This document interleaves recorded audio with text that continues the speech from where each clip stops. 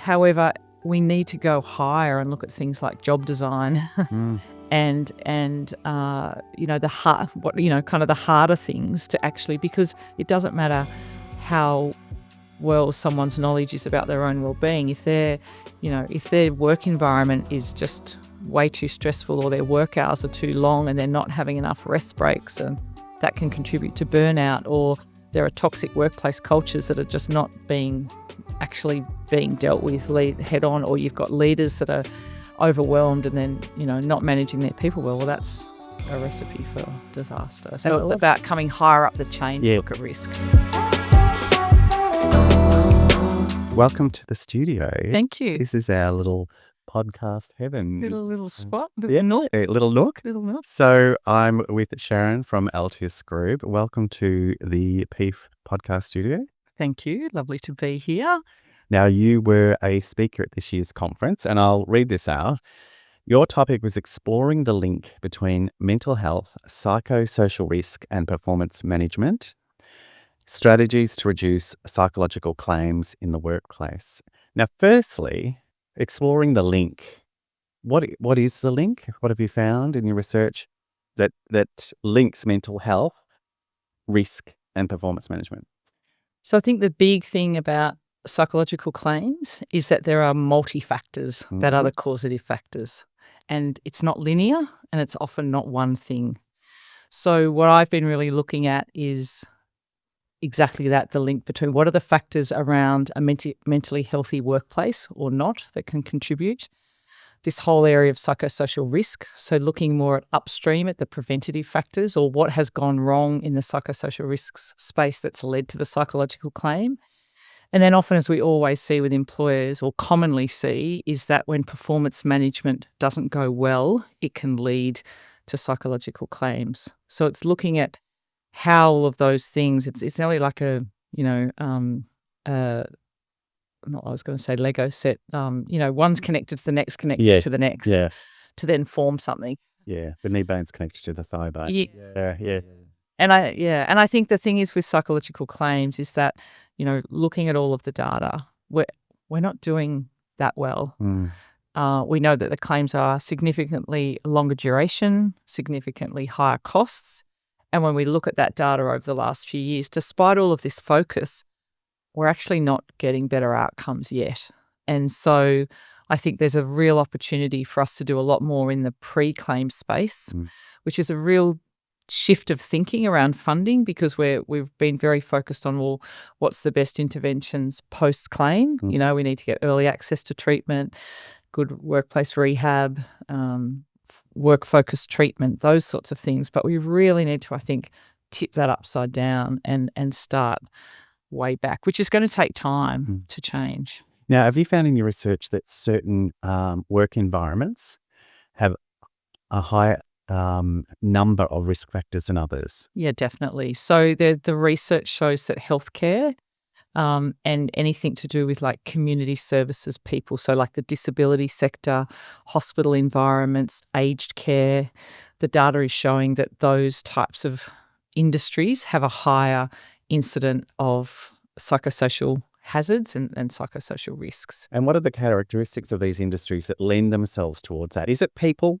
Yeah, well, it's interesting. So some of the research would show that having low job control, not having stability of work, so often in those types of workforces, and one that I didn't mention is hospitality. So you have a casual workforce, they're often juggling multiple jobs or challenges with income. And then on top of that, you layer it with it's a people-facing role. So often, customer service or caring, sharing type roles. So then you add the people element into the low job control, and that's a little bit of a recipe, unfortunately, for higher psych claims. All right, so I'll add another little drop of vanilla essence into the mix. Performance management. So what we see is that when performance management isn't done well, it is a significant contributing factor to psychological claims. So there's a real opportunity, and this is something that I spoke about yesterday, around employers and organisations really investing in that capability piece of leadership. Because again, we know from the research that the relationship between a worker and a leader is the most influential risk factor for claim. So there's a real piece in upskilling capability for leaders at all levels to do better performance management. What does that look like? It's even... That was my next question. What does that look like? It's things like leaders getting better at being able to have the conversation. Like, how do you provide incidental feedback to someone on a day-to-day basis that is appropriate yet informal but regular? And, gone are the days where performance management was all about sitting down once a year and having that dreaded performance review with your manager. Yes, there is probably reason to have, and now, most current organisations are probably doing that sort of process, say, twice a year. But again, at that point, every 6 months, there should be no surprises. There should be things that are... So it's about leaders developing that capability and confidence to give regular feedback and address issues related to performance much more upstream to prevent it becoming more complex. It was interesting. One of the speakers at the conference spoke about diversity in the workplace in terms of ethnicity and age and preference and religion. And then, you put in performance management in a diverse environment. It's a big ask for a manager, isn't it? It is. Yeah. And I think there's a lot of nervousness for managers. There's been this big focus for employers around mental health first aid training, mental health literacy, and that is important, but that alone is not enough to shift the dial on capability. And as when you look at the data, you overlay it with, 1 in 3 or 1 in 4 people, out in the street, out here in the conference, are likely to be experiencing some sort of mental ill health at any one time. Those people are coming in and out of the doors of our organisations on a daily basis, and then they're dealing with the complexity of their job on top of that. So I think we've got a long way to go in terms of equipping leaders with the resources to deal with these challenges, to then have a positive impact on psychological claims in the workplace. So what are some of the strategies you've been looking at and their effectiveness? So one of the big things is the whole concept of the hierarchy of control. So it's looking at, we're very good generally in workplaces at delivering things like training. So mental health first aid, mental health literacy. We're pretty good as a whole at doing things like, how do you improve your own wellbeing? Make sure that you sleep well, Greg. Make sure that you don't drink too much. Make sure that you manage stress. So all those personal kind of responsibility factors. However, we need to go higher and look at things like job design and the harder things to actually, because it doesn't matter how well someone's knowledge is about their own well-being. If their work environment is just way too stressful, or their work hours are too long and they're not having enough rest breaks, and that can contribute to burnout, or there are toxic workplace cultures that are just not being dealt with head on, or you've got leaders that are overwhelmed and then, not managing their people well, that's a recipe for disaster. So it's about coming higher up the chain to look at risk. Because job structure itself can increase or decrease stress. Yes. Just make it a simple change in the way the job is structured. Yes. And it can be, and I think we've got very locked in with thinking, well, you can't change a lot of things around work. I had a really interesting discussion actually at DXC last week.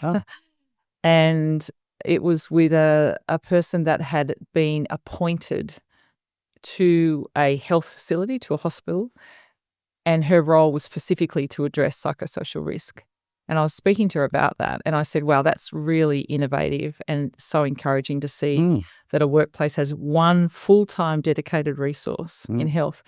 And what this person was explaining to me is that she was working with the day surgery rosters and looking at, well, what could be done differently. Now, it would be so easy for up to this point people to say, well, you can't change anything about surgery, Yes. The hours are the hours, Yes. the things are the things, like, we just have to focus on getting X number of people operated on all day, and nurses have to work this amount of time and doctors have to work this amount of time.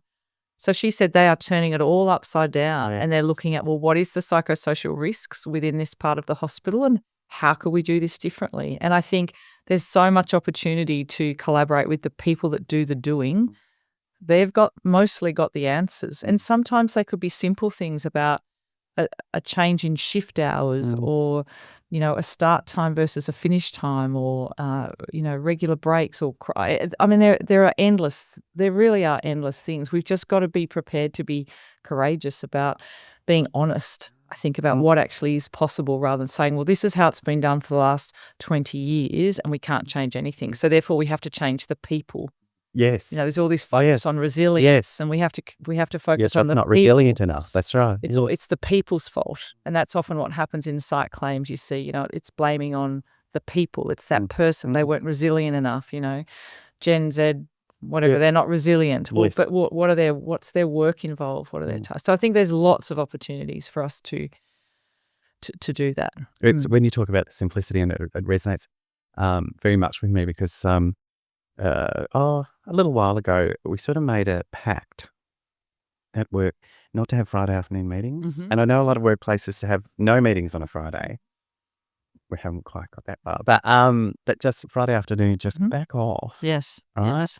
And that immediate release, because a lot of the tension in back to back to back to back meetings is not the meeting. It's the work you're not doing by being in the meeting. Correct. And giving you the environment and the oxygen to actually get something done before the weekend and that sense of satisfaction. Yes. Personally, it changed my world. Yeah, I couldn't agree more. We've done the same thing. Yeah. So as you said, it's just sometimes those simple things that we step back and look at without making, large scale adjustments to the workplace at extensive cost. And I think, the whole in the white collar, professional sort of sector, there's just become this expectation that meetings are back to back to back and this cognitive overload. And generally people have so much more cognitive overload and they don't have the downtime. So, it's now an expectation that you should be able to do 6 or 8 meetings a day and it should be back to back. And if it's not back to back, well, what are you doing with your time? That's right.